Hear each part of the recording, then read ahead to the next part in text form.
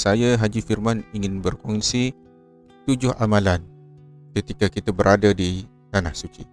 Setelah kita selesai menunaikan ibadah umrah, ada beberapa amalan yang seharusnya kita lakukan dan kita rebut peluang ini apabila kita berada di Tanah Suci.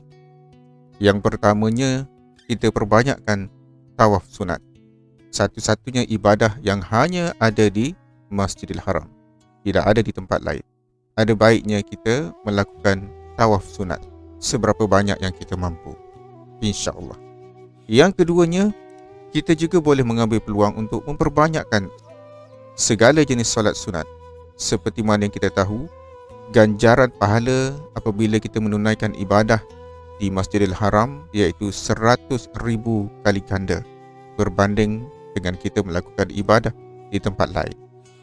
Kemudian kita juga harus mengambil peluang untuk memperbanyakkan membaca Al-Quran.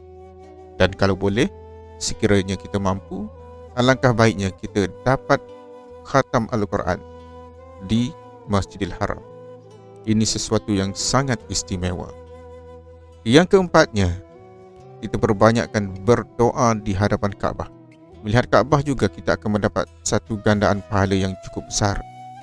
Jadi apatah lagi kita berada di depan Kaabah, berdoa, bermunajat, meminta segala apa jua keinginan yang kita hajati, dan bertaubatlah, menangislah di hadapan Kaabah semata-mata untuk mendapat keampunan, keredaan dan restu Allah bila kita berada di Tanah Suci. Yang kelimanya, marilah kita merebut peluang ini bila kita berada di Tanah Suci dengan puasa sunat.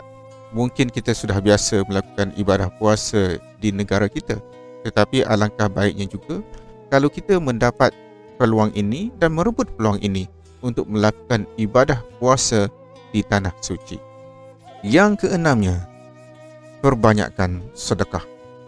Perbanyakkan melakukan ibadah memberi sumbangan dalam bentuk duit, dalam bentuk wang ataupun dalam bentuk yang lain seperti barangan, dan kita juga boleh berwakaf di sana. Cukup besar ganjarannya apabila kita dapat bersedekah, memberi sumbangan kepada fakir miskin, memberi sumbangan kepada orang yang memerlukan di sana, kepada orang yang bermusafir dan sebagainya.